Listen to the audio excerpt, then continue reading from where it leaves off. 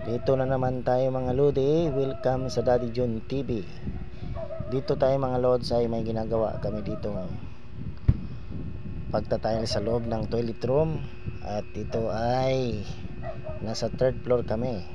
Nililiaut namin yung loob ng toilet room para sa tiles kasi nahihirapan kami dito gumawa ng layout dahil pantay ang flooring sa loob ng toilet room at sa labas. Konting diferensya lang, kapag nilagyan na ng tiles ay halos kasing pantay na siya, kaya manipis ang adhesive na ilalagay. Pero dinidiskartehan namin ito, hindi kasi kami pwedeng maglagay o magpako agad-agad doon sa loob dahil mayroon na itong waterproofing at napahiran na ito.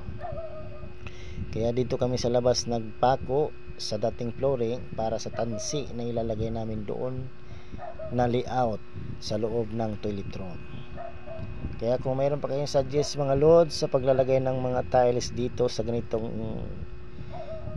lugar, suggest naman kayo dyan mga lods. Share nyo naman ang inyong nalalaman sa amin para may idea din kami. Kung okay lang ay pwede naman namin itong gayahin para sa ikabubuti ng aming trabaho, para naman yung aming kliyente ay matutuwa sa ginagawa namin. Maraming salamat sa panonood mga lods. Subscribe, like, and share naman dyan. Sa isang share lang at subscribe ay masaya na kami. Maraming salamat.